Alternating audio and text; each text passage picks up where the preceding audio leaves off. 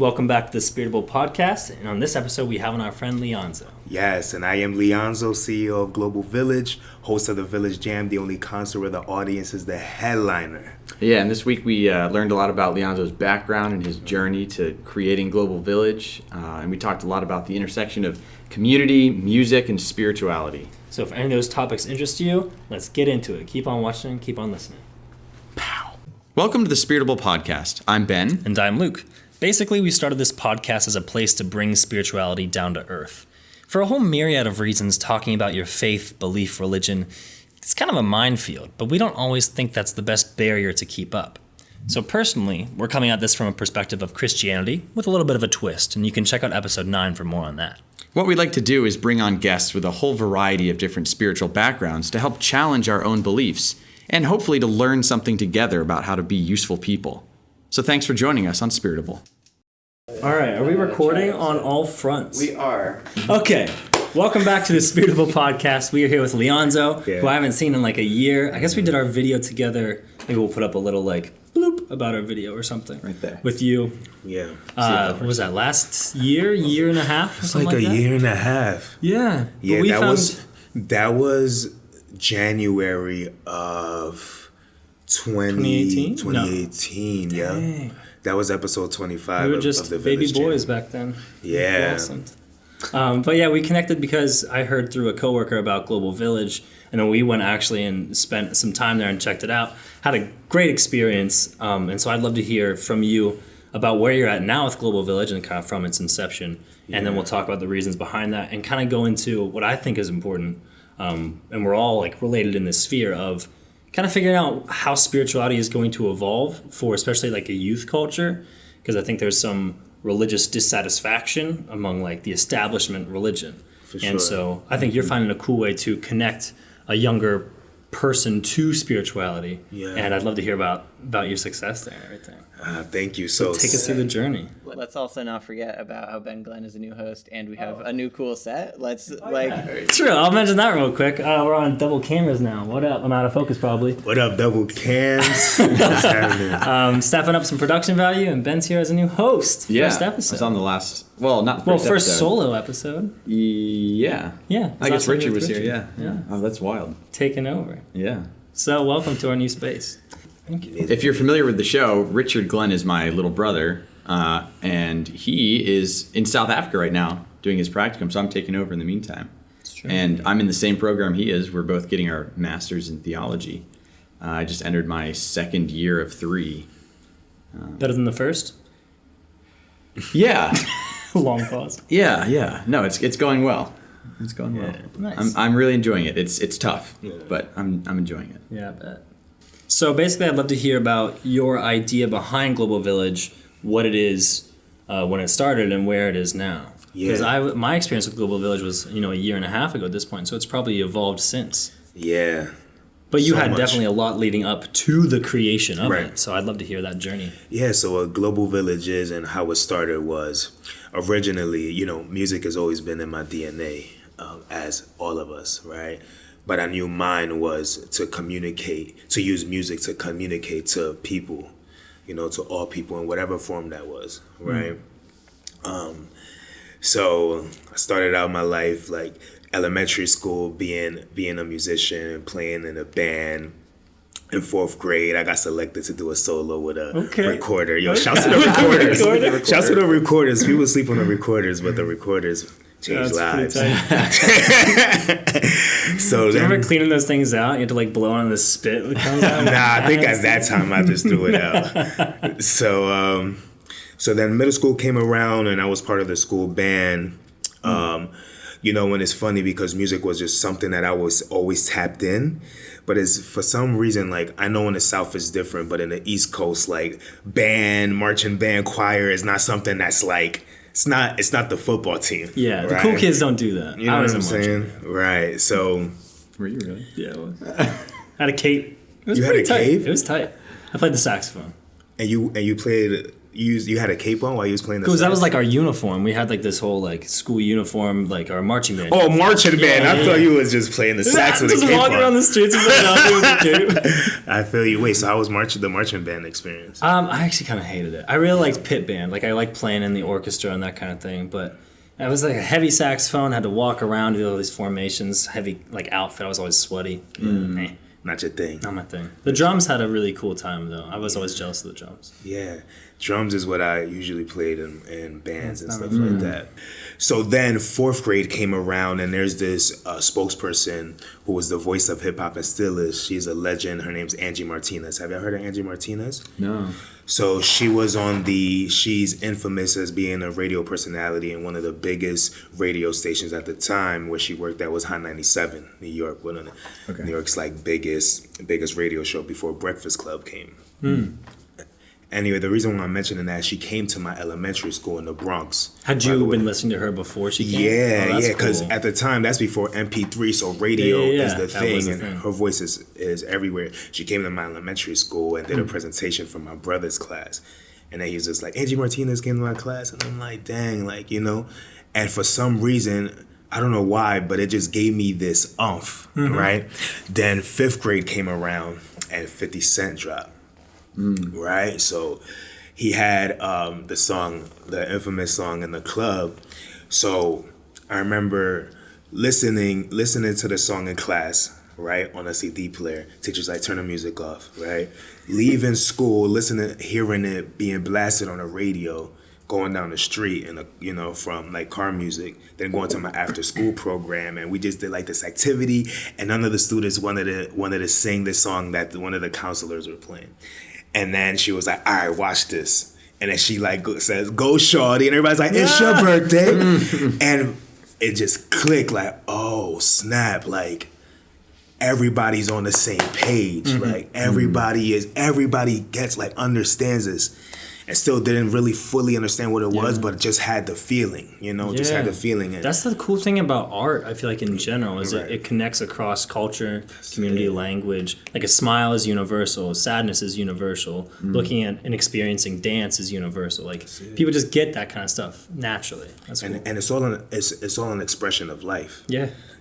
So And I'm saying that for a key reason. So once I understood that, that's when I knew music was what I wanted to do. Like I knew that's what I'm here for, Fast forward, after high school, I go off to college, Mercy College in upstate New York. And me and my best friend went. But right before we went off to college, we started recording. So we started like recording and stuff like that, and that was a cool experience, Was it like really low key, like just mad low key, bro? Mad low key, like. So then, now I need to figure out how to showcase my music, right? So I would go up to Temple and I would go to IUP and I would perform at these fraternities, and that was my first experience of actually like performing in front of a crowd. And my first time doing it was for a sold out crowd. That was an opener for this group called Ground Up. And that experience of me being on a microphone and everybody be connecting to it, like I've done this forever. I was like, all right, this is something. This is it. Like I knew whatever I thought I knew is what I knew, right? Because that's who I am. What kind of music were you doing? It was rap. Yeah. Straight rap, raunchy. Bro. Just you? Yeah. Just and no band in the background, just you up there with the just mic? me and the DJ. Oh, okay. Just me and the DJ, man, and it was incredible. Time moves on, and like I'm still doing my music thing, still going hard. But I hit this period in time where I knew that I was rapping, but there was no substance behind it. There was no substance behind it, right? So like the easy thing for me to do was put words together and recite it, right? The hard thing is gaining substance, gaining knowledge, and using that to really transcend and leave a positive message. Do you feel like you weren't doing that initially because you didn't know how, or it was too vulnerable? I didn't know who I was. Okay, yeah. I didn't know who I was, So what I did was what I knew. was being taught to me, was playing on the radio and things of that sort, Luckily, the universe blessed me, and I came across this artist development coach who shall remain anonymous. He doesn't like his name being out there, but he's responsible for developing Destiny's Child, Music Soul Child, Lisa Left Eye, and I connected with him, and I came through, man, like crazy gear, had the flyest shoes on, like gold chain, right, looking like a rapper, you know. And he's like, all right, great, you know, just so you know, as soon as you come into my basement, you are in performance mode. Perform. So I had this big ass coat on, and he just made me rap, like jog in place and rap for an hour. And as I'm doing that, he's like, all right, take your coat off, take your shirt off, take your boots off, until I was in my underwear. And he was like, This is your first time meeting him? First time meeting him. Okay. And he's like, do you feel more like yourself now or when you came in this room? And I was like, now, you know. And he's like, who is Lyonzo? I couldn't answer that question, you know? So that happens, and I'm like, well, who is Lyonzo? You know, who is Lyonzo? So I took a trip to Honduras, right? Connect to your roots, guy? Connect to my roots. Took a trip to Honduras, and while I was there, first time off the plane, I go into the village. Well, first, the whole atmosphere of being, this is my first time traveling outside of the country. Cool. You know, first I'm traveling outside of the country. Right off the airport, Honduras, the whole security is different. You know, here they got the, you know, belt. Over there they got the double barrel shotgun, you know, and I'm like, oh, we in a whole different situation. So get picked up, go into the village. First thing I see is a boy running around with no shoes on, right? And this is important. I really took the time to get dressed and look presentable for my first trip, right? And what were you wearing? I had these Jordans on, bro, like crazy jeans, hot as hell, but you know, you gotta keep it sexy, you feel me? So keep it sexy for Honduras. You feel me? So and it's funny because that's the presentation of how you're supposed to present yourself when you're from neighborhoods that I was from, right? Like the Bronx and things of that sort, right? Because that's how you show your value, you know? Right. So, so coming to the village, boy with no shoes on running around, and he's running with a friend, and they're laughing, they're having a good time. And that's when it clicked for me. I'm like, oh, snap, like, it doesn't matter that he doesn't have the latest thing on. He's having more fun than I am. I've never seen somebody that wait happy. a second, he's happy. Right, and never seen that where I grew up. So I'm like, you know? So then that clicked for me. And then my aunt's AC, her AC wasn't working. Ooh. Her AC wasn't working, so she needed a mechanic to come fix it. So there was somebody in the neighborhood, somebody within the town, the village. I like calling it the village. Yeah. Somebody within the village I wonder why. who was a mechanic, right? But he was figuring out what to eat that night. So she cooked for him, and he fixed the AC. That's cool. Then it clicked for me like, oh, barter, you know? Community. And community. And in most places, right? This is how most people do transactions and thrive together, you know, by trading skills, you know? So I was like, oh, village, it takes a village, you know? This was how many years ago at this point? This is 2015. Okay. 2015. Yeah. It takes a village, cool. So I come back and I have friends who are also, you know, first generation Americans, right?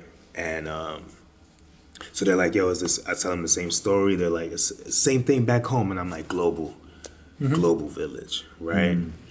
So I'm like, when I come back, I'm going to create whatever it is, I'm going to create global village, community and music. But I didn't know how that was going to tie in, you know? So I come back to the States. I do one more show at Union Transfer. And while I'm doing this performance, it's a sold out crowd. It's a Made in America after party. It's the top artists who are playing in the radio. Chance the Rapper's there, Lil Uzi's there, and there's all these, and all the local artists are in the backstage or figuring out how to get backstage to feel like they're important, right? Yeah. So, but it's funny because when I came back for the first time, I was able to watch it. And before I left, I was in it. So Yeah, I was kinda just outside of yourself, Right, almost. I was outside of myself, and I'm like, yo, like this is crazy, you know. So then I perform. Were you doing your set that you had always Yeah, done? Must have been different now. different, man. Yeah. It was like 900 people. You know, it was Union Transfer, sold out show, and I'm like, all right, this is it, right? Sold out performance. I'm at Union Transfer, like this is that I slept and dreamt about. Yeah, it's big for me.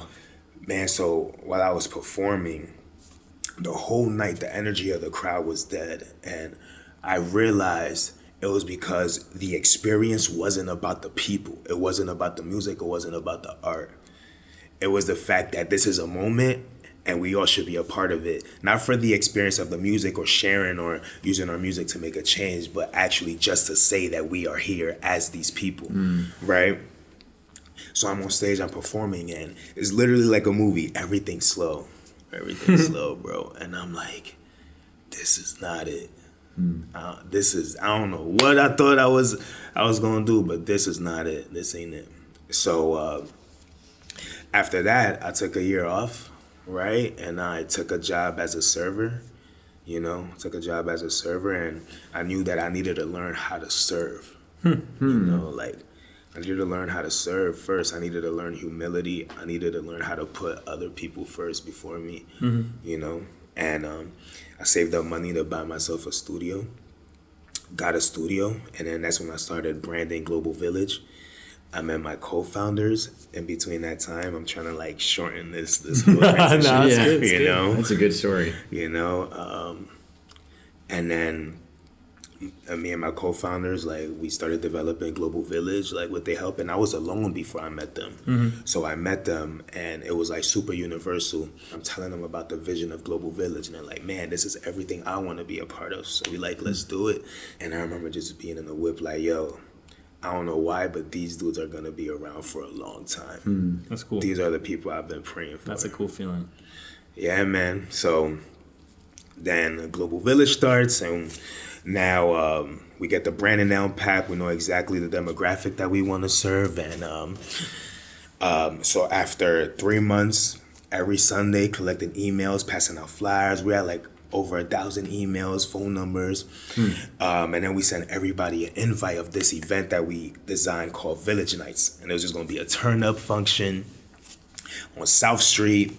The day comes, and it's just one of those days that when everything can go wrong, goes wrong. Yeah. Everything is on South Street. And anybody who's from Philly knows how busy South Street is. But on this day, there was tumbleweeds rolling around. It was not it. So It was like a Friday or Saturday? it was a Saturday. Wow. It was a Saturday. And it was like, we thought the space held 100 people. We're like, oh, we're going to sell that, no problem. 10 people came. Dang.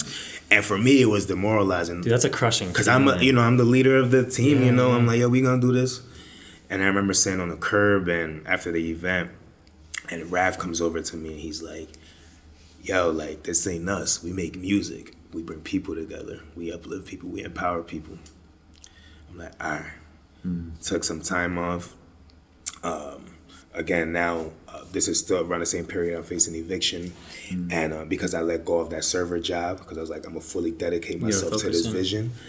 And now I'm facing eviction. And literally the day I was leaving, I was laying on the couch, and it was raining that day. And raindrops start falling, right? And like, I just get frustrated. And I'm like, just throwing the chair and shit like that. And I'm like, God, I don't know what you want me to do, but like, whatever you need me to do, like, I've been kind to people, I'm trying. I'm not smoking, I'm not drinking, like, what is it, And then Miyako comes upstairs, like, yo, bro, like, I gotta show you something. Solange just dropped her album called A Seat at the Table. And he put on a documentary of how she makes music. And it's love watching those things. all improv. And I turned to him and I turned to Miyako, I'm like, we're gonna start a jam. And what we're gonna do is we're gonna use all these things that took us through this whole period, this whole year that we were figuring out what to eat, having these conversations in order to uplift ourselves, to tell ourselves we're not crazy and we know what we believe in, and to keep going. All these meditations that we're doing, we're going to do a jam and we're going to meditate after. We're going to teach these values, because if it works for us, it's going to work for other people. But January, yeah, man. That's like true to the village mentality too, because like even when you're talking about Honduras, like you're down there, your aunt's cooking a meal for the guy who's come to repair the AC. That's a jam right there. That's like, it. You know, it's not pre-made. It's going in the moment. It's improv. It's figuring out how it works. Wow. Right there, you know. Dang. I see you. You feel me? Yeah. So now it's Tuesday, January 17th, and we do the Village Jam episode 1, 2016. Sorry. Yeah. 2016, and 10 people come. We do it in a small warehouse at Rec Philly again, and 10 people come. 6 of them are our friends. Sure. Then we did it again the next week. 20 people came. Then we were like, all right, a week is kind of like tough. Let's spread it to 2 weeks. 2 weeks later, 30 people come. Then 35 people come. Now we have to change the space. Now it's 40 people, 60 people, you know. And then by the time I met you, which was January of 2017. 2018. 2018. Yeah. Oh, yeah, right, because we started in 2017. We met you in 2018. And at that point, now we were bringing out 100, 150 people. Yeah, wow. It was bumping. And yeah, so since then, now I can answer your question of since then, unless if you want to add some. No, I'm in. I'm We're finally getting the answer, right? Okay, cool. Nah, you know? This is a great story. This whole story is great. Thank you. So since that point, right, that was January of 2018. Which is funny because the jam that you came as a team, we're like, that's our least favorite jam. Oh, really? Why was that? Because the energy of the space wasn't who we were. But we were still at learning like stages. just like the physical space? The physical space. Okay. The physical space. We were still learning. But we've come to learn that we have, of course, when you're the person hosting the event, you have these expectations. Yeah, sure. A lot of those expectations aren't realistic, but the people experiencing the thing have the actual experience, you know? So as long as they enjoy it, straight. So since then, I think we were like a 5,000 person community, right? We just came back from London, right? We did London. And then, yeah, we just started growing and growing more. Now we're a 14,000 person community. Nice. First thing that popped in my head was, because I feel like sometimes when you first start something, like when you even have those 10 people, like you are so connected and the message can be so clear. And then when something grows, as much fun as that can be, sometimes you kind of lose the soul of it, at least in my experience. Like there's so many people, you can't connect to every person. You can't have that same sort of experience. So has it been tough for you to like maintain the grounded feeling, like the image of who you are presented to these 640 people? For sure. I think the hard thing for me is you know, when you start something, I was nervous, you know, like I was nervous as hell, you know, because it's like, man, like this has to work. It's not like it's a hobby or it should work. I hope it works. Like I have no choice. Like it has to work. You know what I mean? Pouring everything into it. It has to work, you know? And since then, you know, one thing that has changed for me is like now I know what I'm capable of, and my thoughts, my ideas, my visions are valuable and are real, you know? But now it's like, as a person, I'm evolving to know if I can do this, what else can I do? You know? And I think... Stair step kind of. Right. So I feel the thing that's hard is, I think the expectation that people might have of me, of who I am and what I've created. But I think that also gets removed because I'm like super vulnerable always. And I'm always telling like people where I'm at in my life, you know, when people understand like I do mess up, you know what I mean? I am not perfect. I not battle with emotions, but I have them, you know what I mean? And I have to understand how to I balance my emotions. That's how people connect. Because you can't connect to someone who doesn't have any flaws or any faults or anything. Right. And I feel like that's a big I think that's a big issue people have with kind of establishment religion. Like, I don't know if you like grew up going to church services or anything. That was always difficult for me because like my dad kind of wanted me to be a minister, not like forcefully. He's like, oh, you'd just be really good at that. And I was like, well, I'm not perfect. I can't be a minister. And so I feel like there's this image people have of people up on a pulpit. It's hard to connect to because they're just like reading something off to you, where you're like, being not a full person, right? Not the title about, Reverend, right? I mean, it's always felt like it's sort of something that disconnects you, like the Reverend. Yeah. You know, and as someone who's hoping to be ordained in 2 years, it's like, wait, Reverend? Yeah. I don't think of myself as Reverend.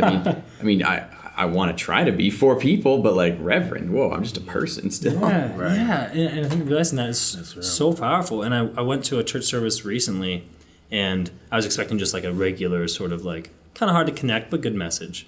And the minister was talking about like the depression he went through in college. And I'm like, yeah, that's what I want. That's the kind of service that I need. And I feel like so many, especially young people, are averse to going to a religious service because you can't connect with it. So I feel like you're finding a cool way to connect people to a broader community and a broader sense of spirituality. Yeah. Through your jams and what you do. Well, I think the most important thing like to acknowledge is what spirituality means for people, right? When I speak of like my ancestors, right, my African heritage, right, and then even you talk about slavery, right. The thing that kept us going is music, right? You on the cotton fields, they singing, right? That's how they send messages, right? That's how they send codes for like runaway slaves, right? You know, music was the thing that kept you going, you know, that hope, right? That connection. And when I was going to church, like the whole so there was things I didn't connect with, right? There was things I didn't connect with. Would you mind talking about like specifics of that? Yeah, absolutely. What was hard for you? I think the rules of who I'm supposed to be as a person and being told that by another person, you know, to me didn't connect. Yeah. It just didn't connect, you know what I mean? I think that's the toughest thing is just like being told who you're supposed to be and how you're supposed to act in order to get to a certain place. Especially from such a young age. Like I went to a service for a church that I don't go to. It was just like a friend of a friend or something. And I was watching like kids be baptized, but not like infants. It's just like, 7-year-olds going up and saying that, they believe this, and this, and then being baptized. And it was so strange to me. And it felt so almost negative because I'm looking at these children. I'm like, you have no idea who you are. I was, 18 at the time. Like, I barely know who I am. Right. I couldn't do this. Like, how can you? And that just felt wrong to me. So I get that about applying this rule set to people that seems unnatural. But the one thing that I did connect with was when the music came, and everybody singing collectively. That's when people catch the Holy Spirit. You know what I'm saying? That's when people are, crying, like, falling over each other, like flowing, getting energized, and like emotion. And like, that was the thing about church that I loved, That's cool. There's a real connection there. I mean, a really quick personal story. I went through all my own struggles and sort of disconnected from, my childhood religion for a while. And I hadn't gone to church in years, and I showed up, and I had a favorite song as a kid. It's called Jerusalem the Golden, and it started playing. It just so happened that the one church service I showed up, my favorite song played, and I was singing. And, it's a long song. It's like 5 or 6 verses, and by the second verse, I couldn't even sing anymore because I was literally just crying. I was like at the cathedral, just crying. Yeah. And I didn't know why. I was just like, oh, okay, like something's going on. Yeah.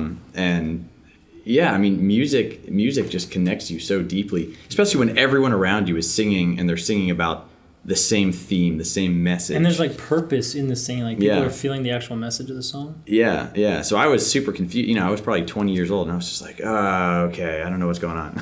Yeah. But yeah, so But I you mean, felt it. I totally feel you. You know? So, and it's funny because when we started the jam, right, my goal wasn't like, all right, I'm going to start this thing and people going to connect to this and it's going to be this spiritual thing. And like, it just happened, you know, it just turned into that. It just turned into like this alternative for people that's necessary because we all need something to keep us going. Yep. Yeah. And that is a fact. You just don't want to be told what it is Right. that you need to follow. Right. In the at least my generation, I believe. No, I think that's true. You and, know, and I think the kind of like way you are inviting people in this sort of progressive way is really good and easy for people to receive, because it's like you have this kind of core group of people who are showing up at this. They're already like kind of buying in. They're like, yeah, this is what I want to do. Yeah. If these other people want to come, great. That's like, it. Come on in. That's But if it. you don't want to, that's fine. So like they're doing their thing, and that gives people the space to join. And when you start with music, it's so easy to join in and be a part of. Like there's so much acceptance there because there's that community that's happening immediately. Yeah. And then following that up with a meditation, you know, after having this kind of high emotion, high energy, and then letting it settle and bringing it down and bring that community together. I feel like you got all the points lining up here, which is really, really cool. Well, thank you. You're welcome. You know, You're welcome. I want to jump in with just a question I've been curious about. If you've noticed, like, so who do you notice are the kinds of people that come to the jam? Like, who gravitates towards that kind of thing? Do you notice that they have like a similar background, or like, even if it's like what area of the city? Is it like racial based, age based? Like, who shows up? Yeah. So one thing that I want to say before I answer that question is like, my goal is not to start a subsidiary, right? No. Because it's very important to note that, right? What I'm doing is not the alternative. Yeah. You know, it's not the alternative. You know, it's a place where people come and gather, commune, meet like-minded people, and music is the gateway to that, right? And evolve, and that allows them to continue to evolve as people and continue their journey and their experience in this experience. Yeah. Right. To answer your question, what's your name again? Ben. Ben. It's confusing. we're both. Yeah, I thought Ben it was behind the camera. I thought there was only one Ben. Two Bens. When in doubt. Yeah. So the types of people that come, that's a tough. That's. I'll say this. I think the type of people that come and like try to narrow it down is people who are exploring their identity. You know, and want to do that in an open space with other people who are exploring their identity. Yeah. Sort of searchers. That's yeah, cool. and that's why, you know, UCAM is very diverse, and not just diverse in ethnicity, but in age. Yeah. You know, babies come, the grandmas come, Yeah. Grandma's jamming out. moms come, Okay. teens come. You know, That's cool. young adults come, and it's like, and it's made for that universal purpose. You know what I'm saying? So everybody pulls up. It's a vibe. That's nice. Yeah, That's yeah, nice. yeah. But yeah, people who are exploring their identity in the open, want to do it in an open space. Yeah. Yeah. Yeah, that's great. And I think historically, like formal religions used to be the place where people would form identity. You know, have that community, host that place for people to come together. Yeah, and there's so there's- many other options now that people are exploring, which I think is interesting. It was the only central location, really. Yeah. That or like, you know, the post office. It's just, it's like the one place where everyone sort of comes together at the same time. The post I would office never is, have said the post- yeah, but no, you know, you got a 100 years point. ago, people, you know, it's like where you gossip. Hopefully you're not gossiping at church, but Yeah. It's happening. it happens. And you know, and that's very true. Like community, and I feel like a lot of these, especially how it started, right? Like town halls, right? Yep. Like you said, churches. You know, music meetups. These are all places for people to commune, and that's what you need. That's what you need is community, and as humans, we need places to vent. We have to. Have that freedom. You got to. You know what I'm saying? Or else, what happens? You start shutting down, depressed, or project, or you know, Disconnect what I mean? from those around you. Disconnect. You know what I mean, and things of that sort. So, but I do think it's very important. I do think from a spirituality sense, I feel like people are now feeling. Let me say for me and the people who connect to me, right, or feel likewise.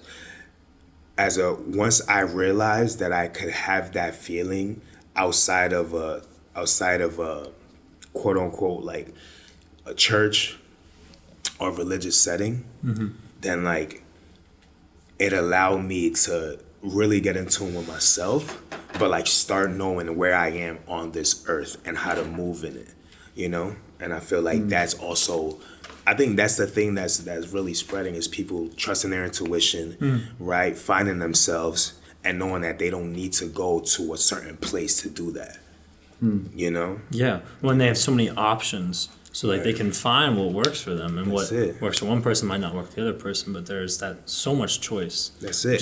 Which is sometimes paralyzing, but also like so much freedom in that. Right. And that's why I respect all religions too. Yeah.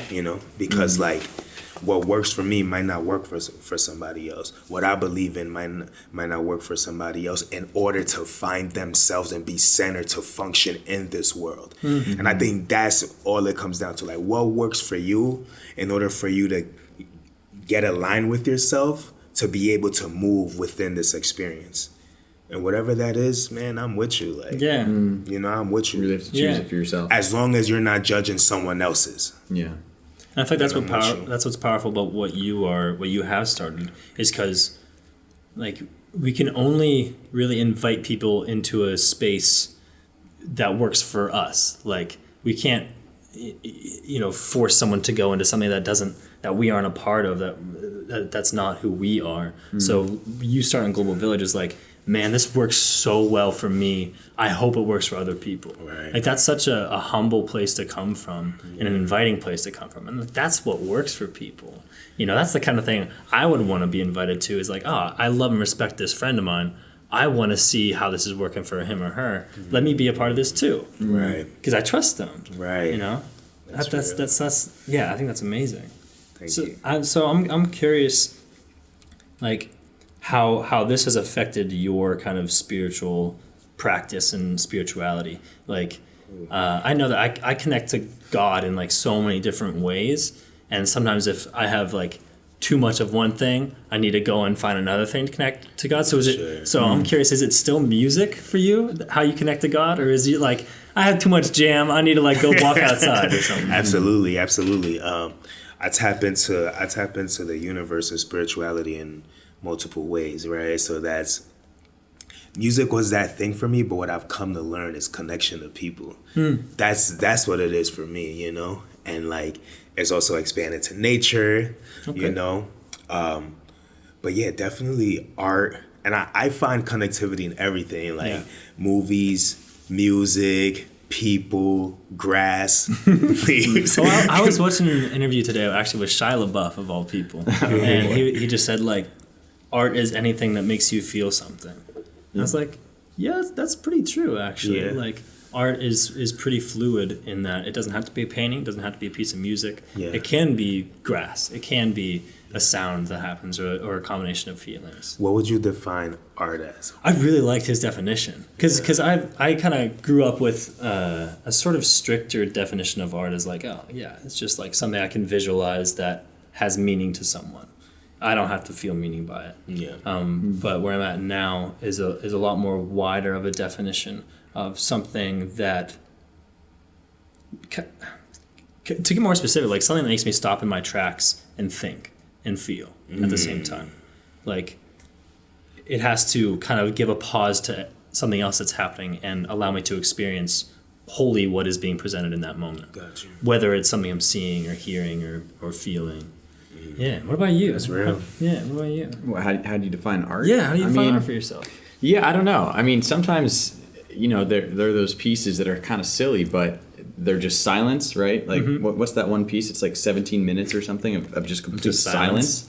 Yeah, and the whole idea is just to know that there's 3,000 people in this packed room, and yet you can't hear a single thing. And it's like this, for some people, that they really define it as like this religious experience almost. Yeah. I'm sure. Yeah. And so it's sort of silly to think, but that's, in a way, that's still music. Yeah, it's I really mean, it's cool. actually someone composed this. I mean, it's literally nothing. Well, and there's community. There's Yeah, still composed. frequency in that. Yeah. Yeah. So I mean, yeah, and I think art is anything anything aesthetic. I mean, anything that appeals to your senses. I don't know. Can food be art? Yeah. Can you taste art? Yeah. Can you taste Cheese, kind of like really good cheese. I once licked an awesome painting at the Philadelphia Museum. It was great. art? Is that a true story? Delicious. Hey, dude, I can imagine. Oh, Are you, Ben is are you great, making yo. fun of me right now? Ben is great. I was talking about Ben is food. great. We consume art in different ways, whether it's a painting or a song or a TV. But good cheese, someone had to work at that, right? That's true. Yeah, someone put effort into it. Yeah. Why not? Religion can be art. You're feeling something. Yeah. You're trying to connect to something. When do you feel most connected, like, to your spirituality, God? Like, is it during a service? Is it during something else? Because I know for me, Sometimes it's been an during a evolution, service. kind of. Yeah, I don't know. I think for me, it's definitely about the connection with people. I mean, at least for me, religion, the ultimate goal is connection with God, with your higher power. But I think that sometimes can feel like very Kind up of here. nebulous. Like, how am I supposed to, I don't know how to do that. But I think oftentimes the answer is just connecting with people is actually how you connect with your higher power. Mm-hmm. And that's sort of what it's all about. It's community. Yeah. Because I think my what I feel is community is the higher power. Like, I believe that. I feel like in this world, people, the way we're told is we got to be this, we got to be that. So people ultimately don't live in their purpose. But I view it as every purpose is a piece in the puzzle of the world, right? So if everybody lived in their purpose, there'll be the actual piece that they were meant to be, and all the pieces connected together. I think that's God. Like, I think that's the higher power. And I feel like that's why community, when people are in a pure, authentic room or space with other people who are in that same feeling, they feel this thing that's beyond them. Sort of sense of collectiveness Yeah. and working Yeah. together. Yeah. know? Some of my most spiritual experiences happen through like really vulnerable conversations that happen with even multiple people. Like even like this podcast is really good for me, like spiritually, because I'll come out of some conversations that we have here just feeling way more connected to people, to God, than I do when I go to church.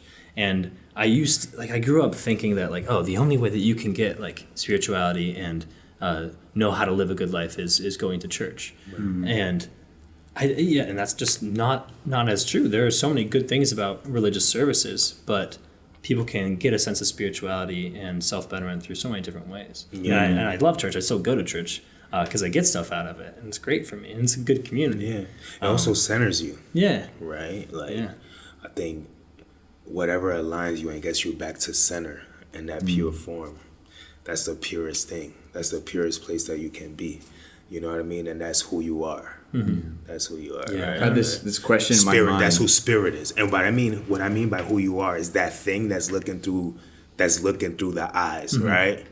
That's what I mean by you. Yeah. You know? Oh yeah, we're big on that. You know what I'm saying? So just want I to make feel sure that. for like the audience, when I say you, I don't mean you you, can talk Ben. to I mean like spirit. Yeah. You know, when Just spirit, like this is not me, you know? that's the vehicle. Yeah. It's a vehicle. Yeah, I like That's that. it, you know, that's all it is. You feel me? Yeah. Would you say that when you were looking for something, were you a searcher and what you were searching for is what you found, what you created in Global Village? Yeah. Or do you think that you were already connected to something spiritually and you also created Global Village? I'm just curious, where were you in that searching phase That is an amazing question. with spirituality?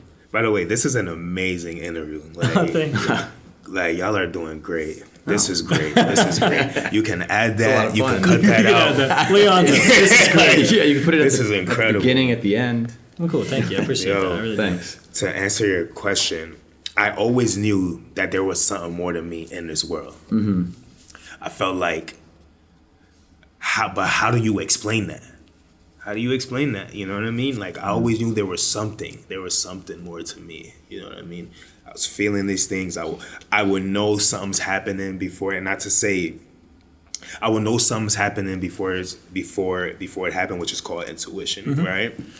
And because not to get that confused with like psychic, Right. intuition. Gotcha. You feel me? Like that carried through. When as I moved on to society, it was more me removing me from that thing. You know what I'm saying? So like, no matter what that was, no matter what stories I was told, no matter what I was doing in my environment, whether that's getting high, drinking, fashion, needing to get the latest thing, right? It removed me from myself, and from then I started searching. I wanted to search for that thing again. I wanted to search for that thing, that real thing, and that's going back to the performance. I was like, this is not it. This is not that thing, So I was searching for that, Why? What am I supposed to do? Like, how do I get here? And then this thing started happening inside my body that turned out to be anxiety, right? Because the more I was searching, the more anxiety came. But then Global Village came when I stopped searching. But instead, stopped searching externally, but started searching internally. You know what I'm saying? And once I found out who Lyonzo was, but more importantly, once I found out where Lyonzo came from, right? Then that allowed me to know, like, who, like what I am and what I'm here to do, and how I can propel what's already been done forward. You feel what I'm saying? So you didn't feel the need to be artificial anymore. For what? Yeah. For what? Like to live an artificial life, man. It's not even sad, bro. It's mad energy.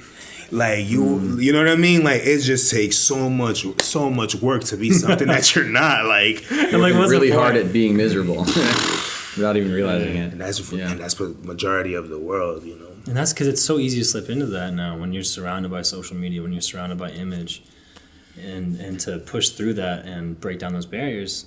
It's tough. It's tough. Man, it is. It's good to do it. Yeah. So to answer your question, both. So, I was searching, but also like once I stopped searching externally and started searching within, found out who I was, then allowed the rest to take care of itself. And it's funny because I'm going through that phase again. When it's like, now I'm like stepping into, okay, now that I got that, now what happens when I allow myself to fully be the person who I know I'm capable of being, and tapping into that atmosphere. So yeah, I'm excited to connect again in a year. And dude, we'll see where both of us are. Who's to say? You're gonna have to make it out to Global Village, it sounds like. Yeah. It's a good time. I'm interested to know, how do you guys feel about coming from a place of like coming from a church, right? Or being part of a church, when you hear the language of someone like myself, and you see the difference of like believing in well, still God, right? Still God. But I know like usually a church, right, is right Jesus, Yeah, sure. Depending on the church. You're depending on the church, right? Yeah. Just saying that from churches I've had experiences with, right? So like, do you see that there's do you feel something when like I speak about the universe and you speak about God, or when you speak about like higher power being up here, and I say higher power being in here? How do you? I like that question. How does that make you? That's a good question. I'll start with mine. Yeah, sure. I think that this I'm refocusing my thought. This podcast and my job here has been really fun because we've gotten to work with a lot of interfaith people, which I didn't have a lot of experience growing up with. Just because I didn't really talk about belief with people in school growing up or anything like that, even though I'm sure there were lots of different things. But I've been able to talk to people from all kinds of different backgrounds, doing this podcast, doing other work. And it's really helped me realize how universal so many different religions are. Like, it's tough to find a religion that doesn't basically believe in the 10 Commandments. Like, it flows throughout everything. And so I think that so many different denominations and religious practices have their own sort of language, but they all mean the same thing. Like, I'm big on God is love. Like, that feeling of love is God. feel that. Because it's hard to connect to the word God or Jesus Christ or Lord or Allah or whatever you want to call it. But you feel love. Like you can connect to that. And that's so much bigger than who we are as people. And that's just one kind of facet of how I think we're all kind of saying the same thing at the end of the day. Because when it's coming from a place of wanting to be the best person you can be and being selfless and encouraging other people to, be their best self, and everyone's working together to like remove ego and be a part of something bigger and love people and be kind.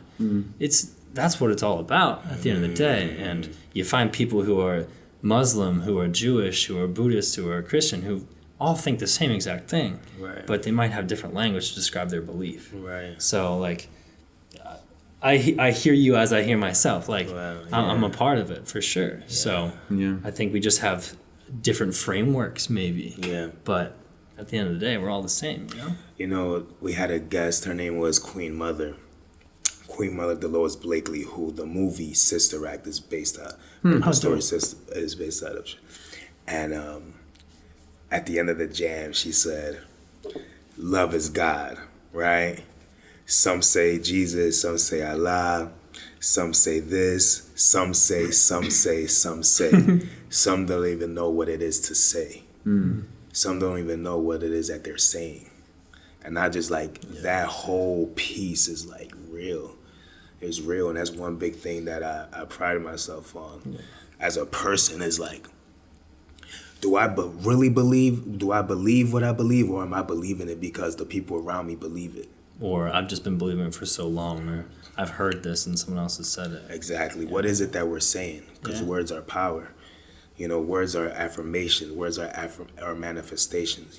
So like understanding what I'm saying, like I always make sure that I'm asking, or even like asking people to challenge me on my thought. That's good. I like that. Always searching. Always. You found something, you- but you're There's just more. still searching. Yeah. There's more. I mean, think about it. Think about art. Think about movies, right? Everything that you described as art is literally a recreation of the same life that we're experiencing, right? Yeah. This boat right here, right, is literally a recreation of what we're experiencing already, And that's what art Because is. that's how we understand. That's how we understand it, and that's how we connect to things. Yeah, we connect to it because we see that it's true. There's something that's sort of resonating. I wrote a whole paper on laughter relating to something that is true. Like when we laugh at something, it's because it resonates with something that is true in our experience. And I think that goes throughout so many different things. That's But I real. love laughter. Like one of my favorite things in the world. Right. That's right. How about you? Yeah. I think one of my favorite teachings that I personally believe is that, first of all, that love transcends faith. So, at the end of the day, if you meet someone on the street and one's a Catholic and one's a Protestant, or one's whatever they believe, it doesn't really matter. If the thing that they actually believe in is loving people around them, like genuinely being kind, then that is their religion, and it's actually more important. There's a quote that I love that basically says you shouldn't ask someone what was your religion or what is your religion. You say, what's your life? What have you been living? Have you been? Yeah. Wow. Yeah. And so, because that's what it is, right? I mean, that's people go to church because hopefully it's because they want to learn how to be better people, to be decent to each other. And it's just a vehicle, it's a means. Religions are earthly organizations that form together because they have similar beliefs, but it's all about actually loving the neighbor, right? However you're going to call that, whatever language you're going to say it in, even whatever holy book you follow. If at the core your religion is to love your neighbor, then it's the same religion. Yeah. And faith and doctrine and different beliefs, that's all sort of on the side, right? That's not what actually matters. And I think it can get confusing because we want to make it what matters, because people like to cling on to things. It's safe, it's comforting, it's what you were raised with, whatever it is. Identity. It makes you feel comfortable. But as soon as you can let that go and say, okay, well, what actually is this belief at the core? And it's love. God is love. So I think that's really what it's all about. Wow. That's me anyway. Wow. I like that. That's a bit. Guys, I don't know if you're That's a better than promo this. I feel bit like right we're up there. Sheesh. Nah, Yeah. I mean, Yeah. the whole time you were saying that, I was thinking of, helping other people to help yourself. Yeah. Like, that's how we get better as people. Like, even when I'm in a cranky mood and it's hard to do, I think it's the reverse. helping yourself to help other people. Absolutely. It's a circular thing, isn't Yeah. it? And with chicken and Yeah. egg, where's that going to start? If you help other people first, that's how you lose yourself. That's also true. Yeah. But I hear what you were saying. Yeah, what I'm saying is like, it helps me get back to who I am to help other people. Like once I've figured out who I am, breaking out of my own shell and be like, I need to go and be with people and help other people to get back to my sense of identity. I hear you. So yeah, it is a circular thing. Thank you for pointing that It out. really is, right? I mean, what happens when the airplane is crashing? You don't. They tell you to put the mask on yourself first, always. Even if you have like your 5-year-old son or daughter or whatever, it's like you always put it on yourself first because Right. you're garbage. If you can't actually be a good person first, you're not going to help anyone. Right. If you're sitting in your room all day and you're just treating your body like crap, whatever you're doing, you're not helping anyone by doing that. Right. So you actually have to figure out first how to be a good person, and then you can go Spec in the blank. and use it. Yeah.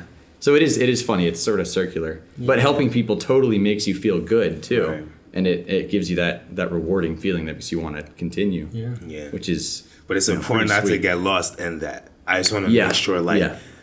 it's very important to note that as a person to function in this world without feeling like you're being pulled, but you're actually like the person guiding it.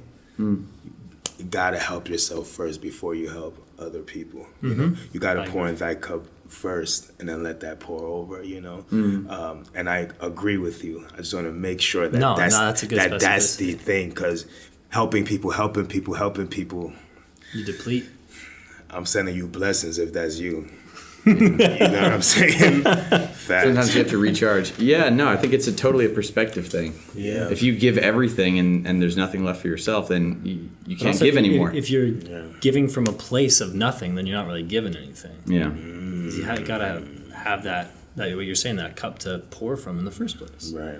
You have to think of the long-term giving, right? I'm thinking of just like business models. If you spend everything you have Business on models. Yeah, no. I had to wear this. I didn't. Just let it be known. This is just circumstantial. I didn't. Yeah. Yeah.